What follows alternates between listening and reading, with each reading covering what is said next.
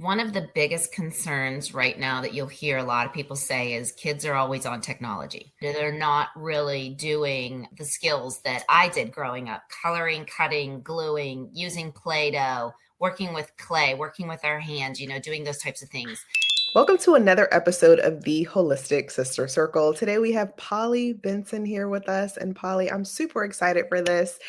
For those of you who don't know much about handwriting or motor skills or just child development overall, Polly is your friend here. So we're super excited to dive into this topic. And Polly, to just really start us off, I would love for you to just share with us what drew you honestly to occupational therapy and specifically to working with children? Oh, well, that's a good question. So, we've actually spent some time talking about this recently because I'm going to be on a TV show that talked about my legacy and the legacy that I want to leave. And so I had to kind of go back and reflect like where that all started and kind of pinpointed an episode on a school bus one day when I was sitting in the back. I was older, I was probably fourth or fifth grade, and the bus was really loud and everybody got in trouble. And so they pulled over, and the bus driver said to everyone to quiet down, like yelled at us. And so we're all sitting there and we're all quiet and we're all waiting, and he wouldn't go and he wouldn't go, and like I think he was trying to make a point. And this little girl beside me started crying, and she was like a kindergarten, first grade, like really upset. And so I'm like, don't worry about it. And so I went up front and I said, "Hey, can we go? There's little kids crying in the back." And then I walked back to my seat, and he left. And everyone's like, "Oh my gosh, what did you say? What did you say?" And I was like, "Well, I just told him that somebody was crying, and I mentioned that could we go, and it really was just this feeling of advocating for somebody else. And I've always been a real creative person. I've enjoyed crafts and working with my hands. And so, throughout my life, I enjoyed problem solving and making things. And when I got into school and college, we had to kind of decide, what we wanted to be when we grew up. And I found occupational therapy and did some volunteer work, and I loved it. It was a lot of hands on and activities and working with kids and working with people that had deficits and kind of advocating for them. So that's kind of where it all started. I love that. Well, one, thank you so much for sharing. I'm like, we've talked a few times and we actually never talked about that. So I'm like, that's Yeah. awesome. In your experience, what have you seen, or just within your work overall, what have you seen that has really been um, taught about children and their inner world just over, the years that you've been just working with children? Like, what has that process looked like? And um the reason I'm asking this too is because obviously there's so many stages of just children's lives, and we understand that with them, within all of these stages and just how the world continues to develop, there's so many things that honestly parents are just a little bit concerned with, especially when you are a parent of a child who may be slower when it comes to just developing overall and not really getting the answers that you're looking for. So we'd just love to know from your perspective, what has this experience just really taught you about a child's inner world and how they just kind of receive information, regardless if they're on track or if they're a little bit slower when learning? Well, when I first was in OT and the school systems, and I went into an IEP meeting.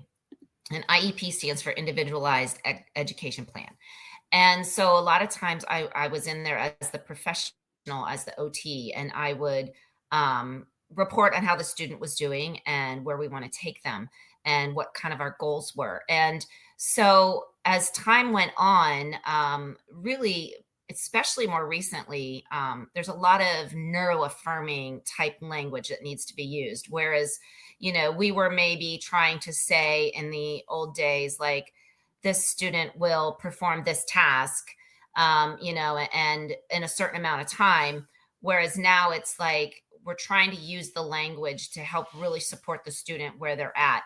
Um, After my kids got in school, my youngest had some speech deficits and problems. And so we got him to speech therapy. And so then I started attending IEP meetings as both a parent and a therapist. And so I could see from the parent's perspective. And I always felt like after that moment when I was in a meeting with a parent that I could see like that this certain parent needed some advocacy, or this other parent, was really fighting a system that it may or may not have been worth the battle. And so, but as far as the kids, like I just really feel like we used to be set more in goals, and I would pull that student out and work with them on that goal. Now it's more we push in and we try to work within the environment that they're in and really try to help the student to thrive, and be very cautious and concerned with not telling the student that they can't do something, but let's try a different approach and let's try something that's maybe a different way of looking at something. And I have found my biggest passion was in educating teachers and parents, because Mm, oftentimes we were working with the student and we never got that extra step to help the teacher understand why we did things, or the parent, this is what you can do at home. And so I think over the years that has really changed too. We're getting seeing more involvement by the parents, and um, parents do need to advocate for their student. And when somebody says, oh, it's time for discharge, then it's like, well, wait, we're not done yet. Like oftentimes in a school system, they might be graduating from a particular task or activity or grade, but then we might need to move to life skills, or we might need to look at more, how are they adapting in their current environment and non-traditional OT ways. So we're seeing a lot more of that too. wow. No, this is really interesting. So we do have one question that just came in, and the question is, let me see here. Okay, what are some of the early signs that a child is struggling with fine motor skills and parents completely overlook them? So, one of the biggest concerns right now that you'll hear a lot of people say is kids are always on technology Mm, and they're not really doing the skills that I did growing up: coloring, cutting, gluing, using Play Doh, working with clay, working with our hands, doing those types of things. And, I believe there is a place and time for technology. And I also believe and can see the deficits and the problems that are showing up because of students always being on technology. So, um, some of the early signs might be that they're having struggles with cutting, or with coloring. Maybe they don't really have to hold their pencil or their crayon the correct way until like age 5 or later. We can often have students that, don't quite develop that grasp early on. But you see adults with very unfunctional grasps. So, like, for instance, when you're holding a pencil, the tripod grasp or quadrupod, which is 4 points of contact. So, I hold with a tripod grasp. So, that means you have 3 points of contact. A quadrupod is also functional, has 4 points of contact. But if your student's holding like this, or if you're an adult, they might write like this. So they're very functional and they're very fast that way. So, there's a time and a place to pick that battle. And I usually start young. But if they're in high school and they're holding their pencil funny, but they're writing fine, then, that's not a battle you want to pick. So, I look for early signs, things like tying your shoes. Like they should learn how to tie their shoes by kindergarten. Some don't, some are a little delayed, and that's okay too. But maybe they need a different way to tie their shoe or a different technique. Um, but what we often see with impaired grasp is a student that has a flexed wrist. And so, because they're playing on technology or swiping, their wrist is bent. So, I always encourage parents to use a stylus and to get the wrist in flexion so that when they're mm. drawing on a device or they're tracing letters on a device, that they're more functional and more in the proper alignment for development. Wow. I have a question for this as well, and or a question to this to piggyback off of this question is with technology, and obviously that is great for students. But what about your teenagers or your young adults or the ones who are actively on their devices all of the time, even if you work from home? Would you recommend that they have a stylus as well? Like, does that imprint um, do more harm than good as you continue to grow in age? Um, I think, like high schoolers and middle schoolers, they become Mhm. very efficient at their technology, whether they have a stylus or not. I wouldn't recommend going back to a stylus with an older student Okay. unless they're like a special needs student and they need to write their name or they're having trouble writing the actual functional motor process of writing. Okay. Um, so not, typically, but what I do see is, kids that are on technology all the time. Like my son, he's 22 and he has a terrible handwriting grasp, but he's 22 and he's very independent and he's not going to change that. So, it's just a matter of like, as they're in that developmental age, did you miss it? Did you miss that stage in time? I don't know. But like my son, he's a finger pecker. He does a little bit, but I mean, there's some really cool typing programs out there that are free. And if you can get your student practicing typing, it's great fine motor skills and it's a great and Mm. efficient way to learn how to type. So yeah, that's kind of how I feel about that. No, that's super helpful. Okay, we have one other question that just came in. Let's see. Oh no, we have two. Okay, the first one is, what does handwriting actually reveal about a child's development? Oh wow, that's an interesting question.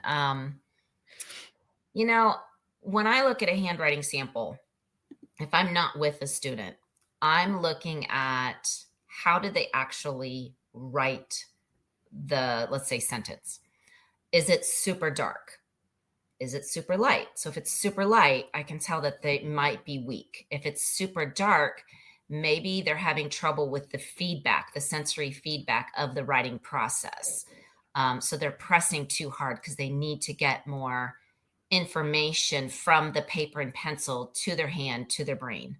Mhm, Um, if a student has jagged writing, like it's not real smooth, okay, then I'm looking at, okay, now we have some control issues. So without ever even seeing the student write, I can look at the quality of the writing and I can also help to diagnose something to look at. mm, Kids that overlap their letters, they may have some visual perception trouble. They may need to work on spacing. If they're wearing glasses, or how's their visual acuity? We also look at their ability to erase and correct. So, erasing is a skill as well. And are they erasing a lot? And are they perfectionistic? Are they correcting? Those types of things I can look at by looking at a handwriting sample. And typically, as a parent, I would just recommend look at what's most obvious on your student's handwriting and then address that skill and talk it over with the student. I think it's really important to involve the kids in their goals. And if they have a skill they want to work on, then let's like focus on just that one thing. For instance, I had a student that was not using any descending letters. So their work sample J, G, Q, P, and Y were all on the baseline. They didn't dip down below the baseline. And mhm, so, is that important? Could be. You want to look at their legibility. So, if their legibility is impaired and that's something that you work on, then that might be something that would improve their legibility and just make them more aware. There's, for instance, like if you look at the H and the N, they're very slightly different, right? One's really tall and one's short. And so if they're writing really fast and maybe they don't have the attention span to take the time to slow down and make sure their letters are only half size or full size. So that's some of the reasons why I usually or why I recommend my Legiel Liners because they help students to kind of differentiate that placement and helps them to maybe strategize their um, legibility goals so that then they can practice their handwriting better. I love that. Thank you Yeah. so much for sharing. We have one other question that just Well, I think it's actually a great component to what you just said. How do handwriting difficulties impact how a child sees themselves, their confidence, their voice, their willingness to try? I think that's such a good question. Yeah, that is a great question. And oftentimes, it's not so much the student as much as their peers. And Mm, one of our students worked with, and I have this whole story on YouTube. It's great. His name was Court, and he was embarrassed about his handwriting. And his mom kept asking the teachers for therapy, and he didn't qualify because he didn't have the speech deficits, he didn't have the psychological deficits, he didn't have any. He was really smart. His just handwriting was not good. And so we were working on handwriting over the summer one time, and we taught him, how to be more legible and how to space his letters and how to skip lines and things like that. It was some really simple teaching, but then when he went back to school, he had a, what we call it, our school system was called curriculum light. And so you go in and you find out like each teacher what they're teaching and what the curriculum is. And so he had worked on a some type of a handwriting sample with a picture, and it was on the wall. And he was like, "Mommy, I mhm, can't wait for you to go see my writing. I'm so excited for you to see my writing." And he could tell that before he was embarrassed and his peers made fun of him, but now it was like, I'm up on the wall. My teacher was so proud of my work. She put it up on the wall. And then the mom could still see that, before she'd compare his writing to everybody else's and she'd be like, oh my gosh, like that's my son. I could instantly pick it out. But she had to look for it. Like it was actually on level and on pace. And so that was a really important moment for her and for him to improve his self esteem because now he knew his writing was better. And just took a little bit over the summer and working on some fine motor strength and helping him to see what could make that writing better was just two little techniques we used. He was a fishing. He loved fishing, fisherman, fisher boy, whatever you want to call it. And so we talked about the down letters going below the water, like your fishing hooks. And so just one little thing like that. And it really stuck with him. that's amazing. Yeah. So, this is so good. After I know we talked about so much as far as the development, self-esteem, things of that nature. How did all of this transpire into the Legiel Liner? And can you tell us a little bit more about what the Legiel Liner is? Yeah, sure. So the Legiel Liner is a rolling ink stamp. I have one right here. And if you can see, it just has the little handwriting pattern. It has the solid line, the stripe, the dash line, and the solid line. And what was happening was I was pushing into classrooms. So we stopped pull out. We started pushing more and more into classrooms.